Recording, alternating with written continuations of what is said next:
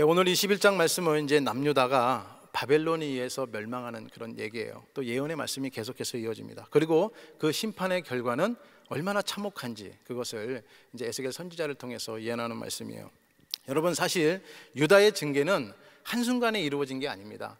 한순간에 그냥 너가 죄졌어, 그래서 그냥 징벌하는 거, 징계를 주는 것이 아니라 오랜 시간 동안 이스라엘 유다 백성들은 정말 악을 행하고 특별히 회개치 않았다라는 거예요. 그래서 하나님으로부터 불가피하게 징계를 받고 있는 것입니다.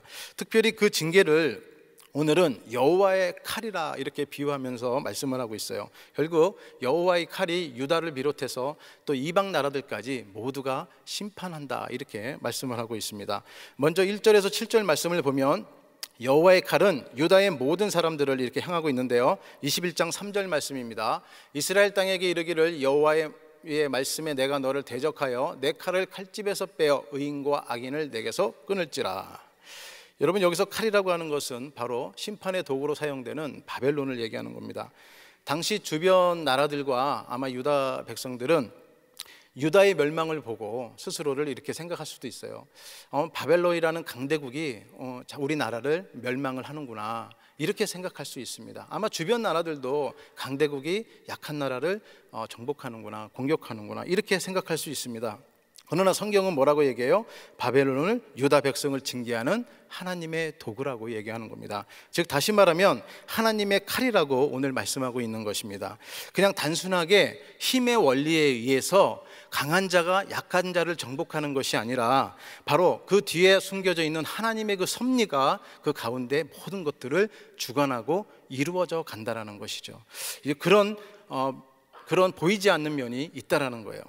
그래서 우리가 신앙생활하면서도 분명하게 우리가 꼭 알아야 되고 기억해야 될 것이 뭐냐면 바로 눈에 보이는 현상이 전부가 아니라는 것입니다. 먼저 하나님의 뜻이 어디 있는지, 그것을 꼭 모든 일에는 하나님의 뜻이 있는 거예요. 그래서 그 하나님의 뜻을 먼저 구하고 그것을 생각하는 그런 영적인 시각을 우리가 갖는 것이 중요한 것입니다. 예를 들어서 십자가 사건도 우리가 볼 수 있습니다. 유대인들은요, 예수님을 십자가에 못 박을 때 자기들이 계획한 대로 모든 것이 다 완전하게 이루어지는지 생각했을 거예요. 그러나 그 이면에는 뭐예요? 하나님의 뜻이 있는 거죠. 하나님은 온 우주 만물을, 온 세상을 다 구원하시기 위한 하나님의 그 귀하신 뜻이 있다라는 것입니다. 그러니까 십자가에 못 박은 것을 보고 자기들의 계획대로 다 되었다, 뭔가 되었다 이렇게 얘기를 하지만은 그 이면에 하나님이 그 역사 속에서 일하시는 그 모습이 있다라는 거예요. 그걸 보지 못하는 그런 유대인들은 예수님을 십자가에 못 박고 그렇게 자신만만했던 것입니다. 이처럼 세상의 원리만 가지고 세상을 보지 말고 하나님의 그 섭리 가운데 그 크고 하나님의 뜻을 보는 그런 영적 시각을 갖는 그런 신앙생활을 우리는 해야 된다는 것입니다. 아멘. 계속해서 의인과 또 말씀은 의인과 악인을 내게 끊을지라 이렇게 말씀하고 있어요. 이 말씀은 어제 말씀 47절에 말씀한 모든 푸른 나무와 모든 마른 나무를 멸하시리라 하는 말씀과 비슷합니다. 자, 그렇다면 왜 의인과 악인을 하나님께서는 함께 이렇게 징계하는 걸까라는 것을 우리가 생각해 볼 수 있죠. 그것은 의인 또한 악인에 대해서 그 악행을 멈추지 못하게 이렇게 해야 되는데 그렇게 감당하지 못했다는 겁니다. 그거에 대한 책임으로 징계를 받는다는 거예요. 다시 말해서 파수꾼으로서의 책임과 사명을 잘 감당하지 못했을 때 하나님으로부터 책망받을 수 있다는 것입니다. 그러나 하나님은 어떠세요? 공의로우신 하나님이시죠. 그러시므로 의인들을 징계는 하지만은 그 징계 가운데서도 의인들을 보호하시고 인도하셔서 또 그 계속해서 하나님은 그 의인을 통해서 일을 해 나가신다는 것입니다. 아멘.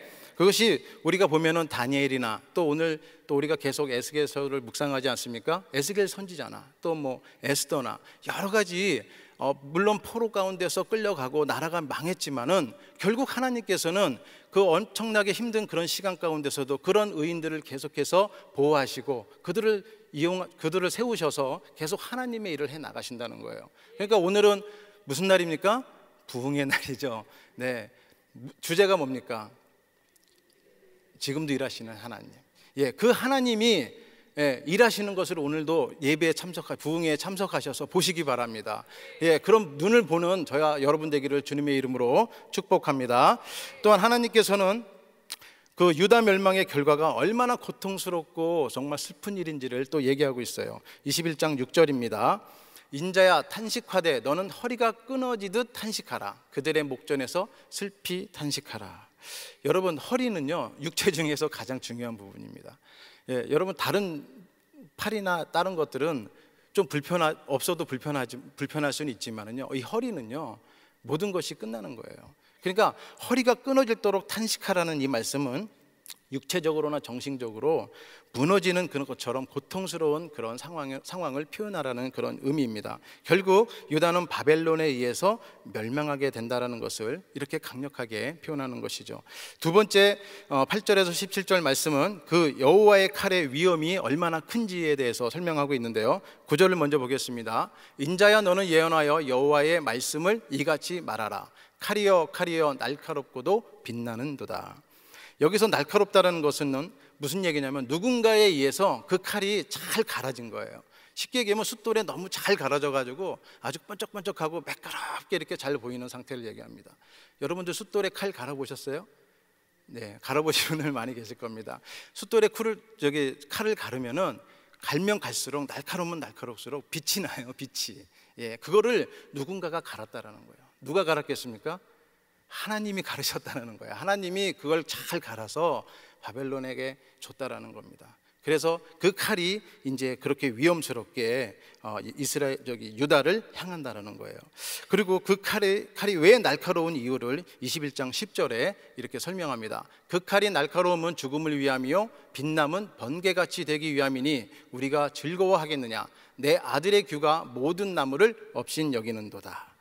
그러니까 당시 시드기야 왕은요 하나님의 뜻을 완전히 무시했습니다. 그렇죠? 그리고 바벨론을 우습게 생각했어요. 왜 우습게 생각했냐면 믿는 구석이 있거든요. 바벨론을 단순히 그냥 영적인 눈으로 하나님을 바라보는, 하나님의 뜻을 보는 게 아니라 바벨론을 그냥 하나의 강대국으로 본 거예요. 그러니까 그 강대국 그 정도 힘은 내가 애국과 같이 연합하면은 이길 수 있지 않겠느냐라는 그런 생각을 했던 겁니다. 그럼 결론적으로 보면은 시드기야 왕은요 하나님의 뜻을 제대로 보지 못하는 그 영적인 시각이 떠 있지 않았던 것입니다. 그러니까는 그냥 세상적인 그런 힘의 원리, 세상적인 원리에 따라서 생각하기 때문에 누군가 좀 강한 나라가 있으면 예굽을 보고 그를 의지했기 때문에 하나님의 뜻을 완전히 무시한 게 되는 거죠. 그 결과가 결국 하나님의 징계로 이루어지고 그것은 신속 정확하게 이루어진다라는 그런 말씀입니다. 또 세 번째 18절에서 23절 말씀은 이제 하나님의 뜻은 여전히 유단을 징계하는데 변함이 없다라는 거예요. 하나님께서 작정하신 것은 변함없이 그대로 이루어진다는 것을 말씀합니다. 21장 19절에서 20절입니다. 인자야 너는 바벨론 왕의 칼이 올 두 길을 한 땅에서 나오도록 그리되 곧 성으로 돌아가는 길 어귀에다가 길이 나뉘는 지시표를 하여 칼이 암몬 족속의 립바에 이르는 길과 유다의 견고한 성 예루살렘에 이르는 길을 그리라. 당시 바벨론은 남유다와 암몬 중에 어느 곳을 먼저 쳐야 되는지 사실은 결정해야 되는 그런 상황이 있었습니다. 그래서 어느 곳을 먼저 칠까 하고 이제 점을 치게 된 것이죠. 점을 쳤는데 점괘가 어떻게 나와요? 21장 22절 말씀입니다. 오른손에 예루살렘으로 갈 점괘를 얻었으므로 공성태를 설치하며 입을 벌리고 죽이며 소리를 높여 외치며 성문을 향하여 공성태를 설치하고 토성을 쌓고 사다리를 세우게 되었나니. 그러니까 하나님의 그 뜻은요 가장 먼저 바벨론을 도구로 사용해서 예루살렘을 치기를 원했어요. 그래서 유다를 치는 것을 작정하셨고 그거는 그대로 그렇게 이루어지는 것입니다. 그러니까 뭡니까? 당시 바벨론 왕 또한 뭡니까? 하나님이 자기가 지금 하나님의 도구로 사용한다 이런 것들을 전혀 모르고 있는 거예요. 자기는 그냥 자기 속국으로 있다가 배반한 그 반란한 그 나라들을 암몬이나 또 유다나 이런 나라들을 그냥 징계하려고 온 거예요, 자기들이. 그러나 그 뒤에 숨어 있는 하나님의 뜻이 바벨론에 있다는 것은 전혀 이 바벨론 왕도 모르고 있다라는 것이죠. 그러나 하나님은 어떻게 돼요? 역사하시는 것이죠. 그 자기가 스스로 치는 점괘에도 하나님이 역사하셔서 하나님의 뜻 가운데로 인도하는 것을 우리가 볼 수 있는 것입니다. 그러나 그 모든 가정과 그 결과에 전능하신 하나님의 그 섭리가 역사 가운데 이렇게 이루어져 가는 걸 우리는 볼 수 있는 것이죠. 따라서 우리 모두는 어떤 일이든 간에 그 안에서 하나님의 뜻을 구해야 되는 것입니다. 그 뜻을 찾고 그 뜻을 인정하고 그 뜻에 따라 우리가 순종하며 가야 되는 줄로 믿습니다. 네 번째 24절에서 27절 말씀은 이제 여호와의 칼이 유다 왕실을 이제 멸하는 것을 말씀하고 있어요. 21장 25절에서 26절입니다. 너 극악하여 중상을 당할 이스라엘 왕아, 내 날이 이르렀나니 곧 죄악의 마지막 때이니라. 주 여호와께서 이같이 말씀하셨느니라. 관을 제거하며 왕관을 벗길지라. 그대로 두지 못하리니 낮은 자를 높이고 높은 자를 낮출 것이니라. 실제로 당시 왕족들과 신복들은 시드기야 왕 앞에서 다 죽게 됩니다. 그리고 시드기야 왕은 눈도 뽑히고 이제 바벨론의 포로로 끌려가게 되죠. 결국은 영적인 시각을 갖지 못한 시드기야 왕은 이렇게 자기의 그 가족들과 또 자기의 그 왕권까지도 다 이제 멸하게 되는 그런 상황에 놓이게 된 것이죠. 결국 하나님의 뜻을 찾지 못하는 사람들은요, 이렇게 자기가 생각한 대로 진행했던 사람들은 결국은 모두가 다 멸망하게 된다는 거예요. 하나님의 심판을 받게 된다는 겁니다. 그리고 계속해서 이제 하나님께서는 유다의 멸망을 기뻐하고 또 능욕하는 그런 암몬까지도 다 이제 멸하는 이제 그런 일들이 이제 심판일들이 예언의 심판이 기록되고 있습니다. 자, 그리고 베드로전서 이제 1장부터 12절까지를 보겠는데요. 1장 1절에서 2절 말씀은 이제 도입 부분이에요. 자, 먼저 1장 1절에서 2절을 보겠습니다. 예수 그리스도의 사도 베드로는 본도 갈라디아 또 갑바도기아 또 아시아와 비두니아에 흩어진 나그네 곧 하나님 아버지의 미리 아심을 따라 성령이 거룩하게 하심으로 순종하고 예수 그리스도의 핏부림을 얻기 위하여 택하심을 받은 자들에게 편지하노니 은혜와 평강이 너희에게 더욱 많을지어다. 아멘. 여기서 흩어진 나그네라고 하는 것은요, 바로 디아스포라입니다. 그러니까 말 그대로 예루살렘과 또 이스라엘과 모든 그 성들이 무너지고 나서 이제 멸망하고 나서 각지로 흩어져 살았던 그런 유대인들을 얘기하는 거예요. 그래서 그 유대인들을 향해서 이제 성령이 거룩하게 하심으로 또 이렇게 말씀하는 거예요. 그 말씀은 이 말씀은 무슨 얘기냐? 하나님께서 우리를 택하시고 성령의 사역으로 말미암아 예수 그리스도의 그 피의 언약이 죄인된 우리에게 영향을 주었다라는 겁니다. 그 말씀을 지금 사도 베드로가 지금 이방인 그리스도 유대인들한테 하는 얘기죠. 결국 택함 받은 자들은요, 죄와 사망으로부터 거룩하게 분류되었다라는 것을 얘기하고 있는 겁니다. 그러니까 성부 하나님은 태초에 우리를 택하시고 또 성자 하나님은 또 피 흘림으로 말미암아 우리를 언약의 관계로 들어가게 해주시고 성령 하나님은 지금도 우리 안에 내주하고 계셔서 그 언약 관계 우리가 잘 갈 수 있도록 우리를 인도하신다라는 그 말씀을 지금 이 성도들에게 하고 있는 거예요. 그래서 베드로는 3, 4절에도 이렇게 얘기합니다. 우리 주 예수 그리스도의 아버지 하나님을 찬송하리로다. 그의 많으신 긍휼대로 예수 그리스도를 죽은 자 가운데서 부활하게 하심으로 말미암아 우리를 거듭나게 하사 산 소망이 있게 하시며 썩지 않고 더럽지 않고 새하지 아니하는 유업을 있게 하시나니 곧 너희를 위하여 하늘에 간직하신 것이라. 아멘. 아멘. 무슨 말이냐면 이거는 이 말씀은요, 결국 하나님께서 성도들을 택하고 또 거듭나게 하심으로 말미암아 예수 그리스도를 믿는 모든 성도들에게는 썩지 않고 새하지 않는 하늘의 산소망을 가진 자로 만드셨다는 것입니다. 그러니까 이 산소망을 가진 우리는 어떻게 해요? 감격이죠. 예, 그리고 감사죠. 그러다 보니까 우리는 어떤 삶을 살아야 되냐면 바로 찬송하는 삶이 우리들의 삶 가운데 나타나야 된다는 것입니다. 여러분, 산소망이라는 건요, 구체적으로 무슨 얘기냐면 영원한 주님과 함께 바로 새하늘과 새 땅에서 하나님과 같이 사는 삶을 얘기하는 거예요. 그러니까 곧 천국을 얘기하는 것입니다. 그러니까 우리가 예수 그리스도를 믿음으로 말미암아 얻는 것이 뭐예요? 바로 우리 천국의 이 산소망을 우리는 가진 자라는 것입니다. 예, 이것을 지금 사도 베드로는 성도들에게 얘기하는 거예요. 그리고 5절에서 9절까지 말씀은 이제 고난 가운데 있는 고난 가운데 신앙생활하고 있는 성도들을 향해서 사도 베드로는 그 고난과 핍박에 대해서도 두려워하지 말라는 겁니다. 당시에 사도 베드로가 이렇게 편지를 보내는 이 소아시아 지역의 교인들은요, 이제 앞으로 당할 이제 로마 제국의 다 속국들 아닙니까? 그러니까 그 로마 제국에서 이제 기독교를 핍박하잖아요. 그 핍박들이 이제 막 닥쳐온다는 거예요. 그랬을 때도 너희들이 이 신앙을 갖는 것 때문에 핍박받는 여러 가지 일들에 대해서 두려워하지 말라는 겁니다. 오히려 크게 기뻐하라, 이렇게 말씀하고 있어요. 베드로전서 1장 7절입니다. 너희 믿음의 확신함을 불로 연단하여도 없어질 금보다 더 귀하여 예수 그리스도께서 나타나실 때에 칭찬과 영광과 존귀를 얻게 할 것이니라. 아멘. 그러니까 삶에서 오는 여러 가지 시험들, 우리가 신앙생활하고 인생을 살다 보면은 왜 시험이 없겠습니까? 왜 시련이 없냐고요? 왜 고난이 없겠냐고요?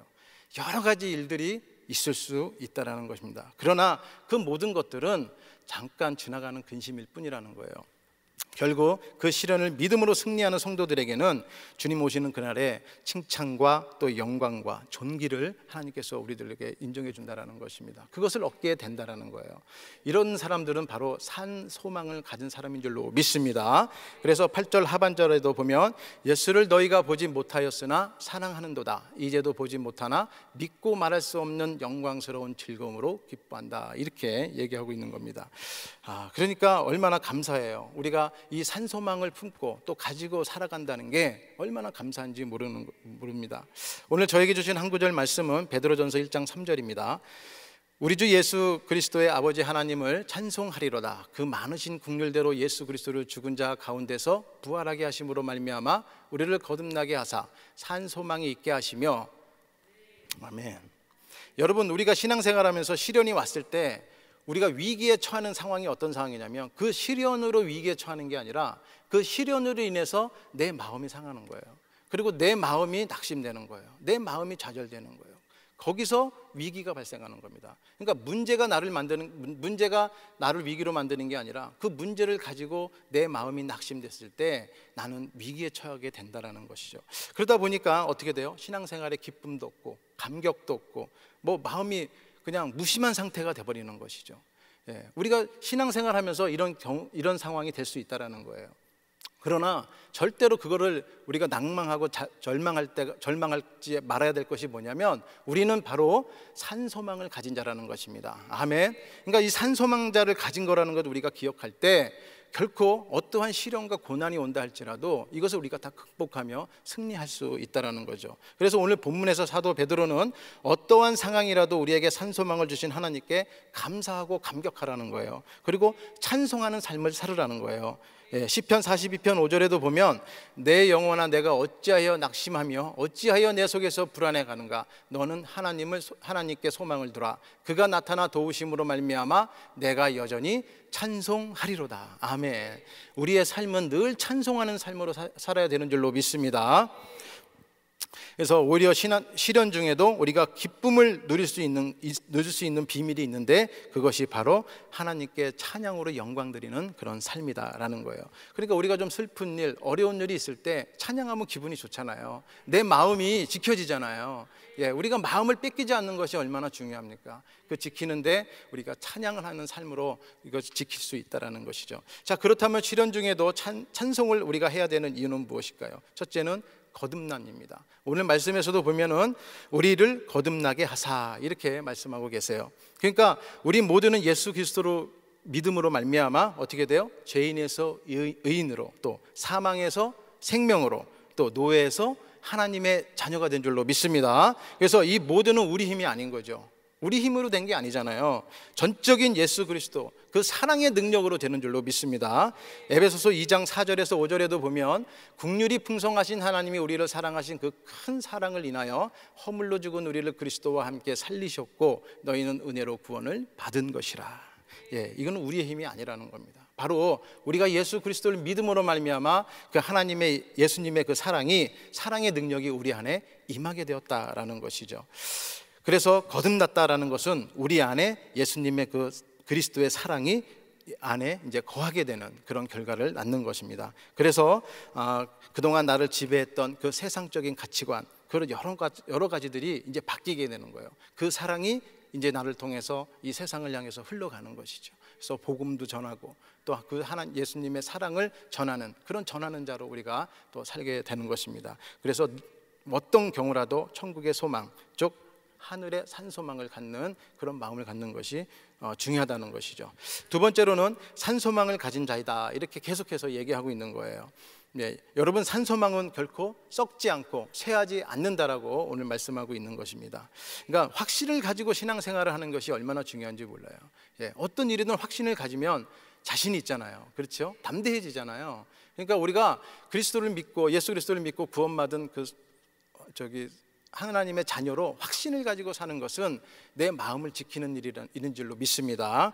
다시 말해서 이 땅에 속한 것이 아니라 바로 우리는 다 하늘에 속한 자들이다라는 것이죠. 따라서 세상에 어떠한 고난과 시련이 온다 할지라도 우리 성도님과 저는요, 그 영원한 하늘의 소망, 하늘의 소망의 가치를 두고 우리가 찬양하며 그 고난을 극복하며 사는 저와 여러분들 를 주님의 이름으로 축복합니다. 시편 63편 3절에 보면은 주의 인자하심이 생명보다 나음으로 내 입술이 주를 찬양할 것이다, 이렇게 말씀하고 있어요. 여기서 주의 인자라는 것은 하나님의 은혜를 베푼다, 또 호의를 베푼다라는 그런 뜻입니다. 다시 말해서 아무런 조건 없이 인간을 사랑하시고 은혜를 베풀어 주시는 그 하나님의 자비하심, 그 긍휼을 지금 얘기하고 있는 거예요. 사랑하는 성도 여러분, 결론적으로 우리가 신앙생활하면서 그 무엇보다도 가져야 될 것은 하늘의 산소망인 줄로 믿습니다. 그래서 그 하늘의 산소망을 품은 자로서 좀 기쁨으로, 감격으로 우리의 삶이 늘 찬양하는 삶이 돼야 되는 거예요. 그래서 늘 찬양함으로 하나님께 영광을 올려드리고 주님 오시는 그날까지 우리는 주님 주시는 사명 잘 감당하며 찬양하는 삶을 사는 저와 여러분 되기를 주님의 이름으로 축복합니다. 기도하겠습니다. 하나님 아버지, 감사합니다. 오늘도 이 새벽에 말씀 주시고 은혜 주심을 감사를 드립니다. 오늘도 아버지 하나님, 우리가 찬양하는 삶으로 하나님 앞에 영광 올려드리며 우리가 또 살 수 있도록 인도하여 주시옵소서. 모든 것 감사드리며 예수님의 이름으로 기도드렸사옵나이다. 아멘. 우리 말씀 생각하시면서 내 손을 주께 높이 들립니다. 찬양합니다.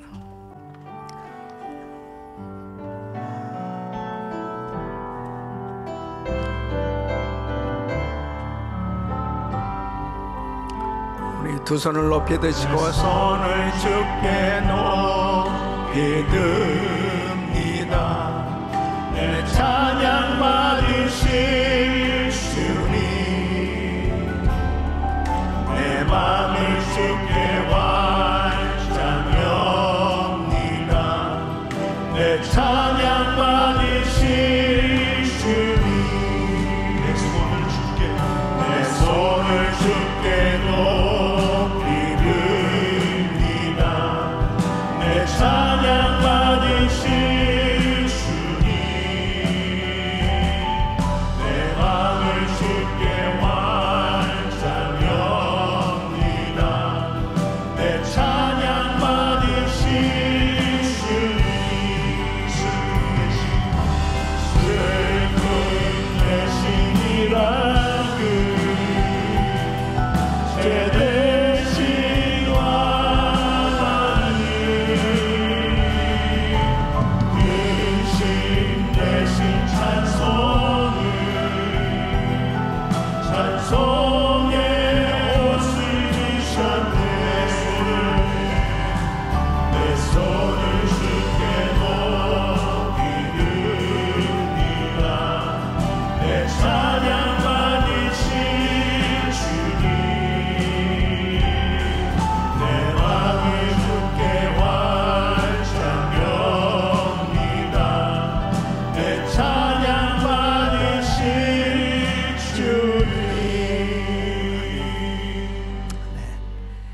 하나님께서 작정하신 일은 반드시 이루어지는 것입니다. 어떤 환경과 상관없는 거예요. 하나님께서 계획하셨다면 그 계획하신 일은 이루어지게 됩니다. 그래서 우리는 하나님의 뜻대로 살아야 되는 거예요.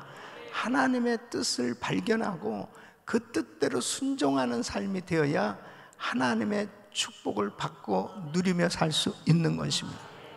예수 그리스도를 통해서 우리에게 놀라운 산소망을 주셨어요. 우리는 이 땅에 살고 있지만 저 영원한 천국을 향해서 나아가는 삶이 되는 것입니다. 그러니까 이 땅의 것으로만, 눈에 보이는 것으로만 만족하는 것이 아니고 정말 산소망 되신 예수 그리스도, 우리 주님께서 말씀하시는 그 먼저 그의 나라와 그의 의를 구하며 사는 삶이 되었을 때 이 땅에서의 삶도 하나님의 축복 가운데 승리하지만 저 영원한 천국에 상급을 쌓는 복된 인생이 되는 줄로 믿습니다.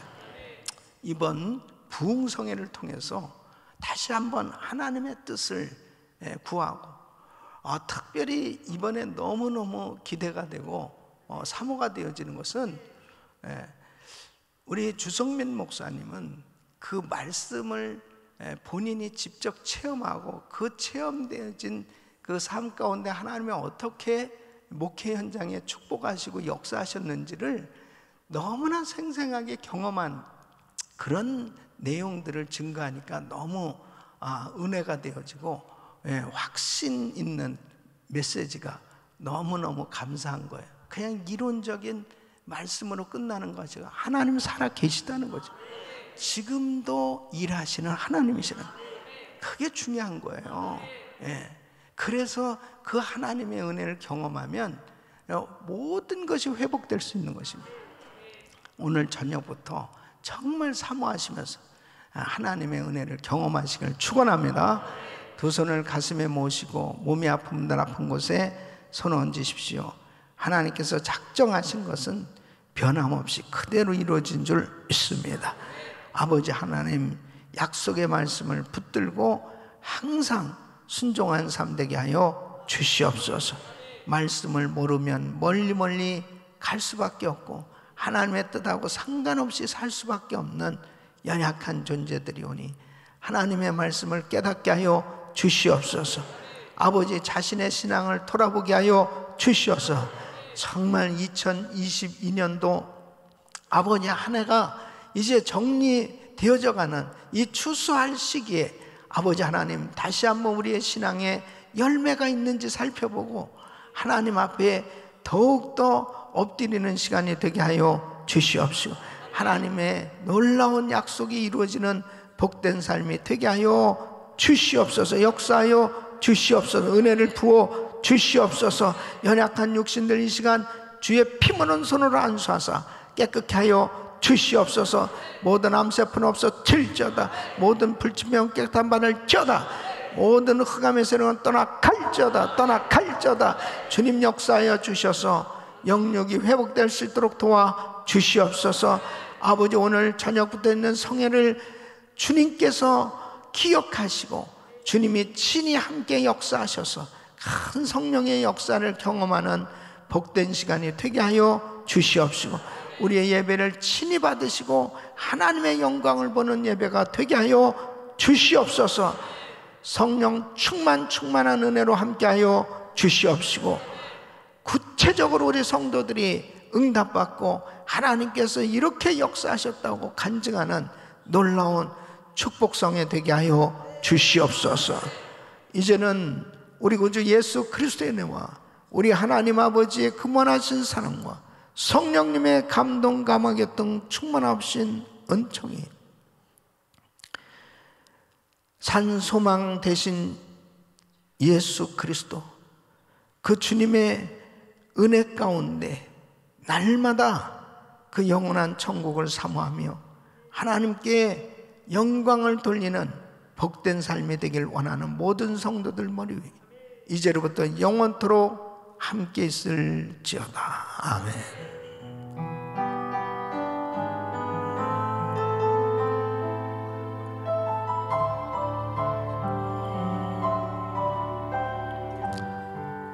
아멘. 주여 감사합니다.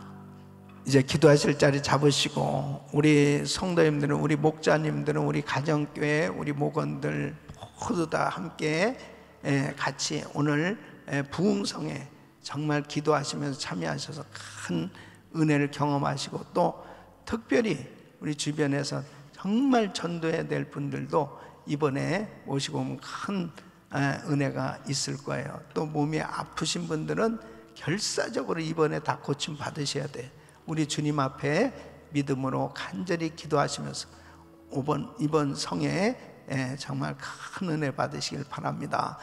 자, 믿음으로 기도하실 때 우리 강사 목사님 위해서 간절히 기도하시고, 오늘 저녁부터 주일 4부 예배까지, 부흥성회까지 시간 성령님이 강력하게 역사하시는 은혜를 경험할 수 있도록 간절히 기도하시길 바랍니다. 우크라이나 땅 하루속히 전쟁이 종식돼야 되겠습니다.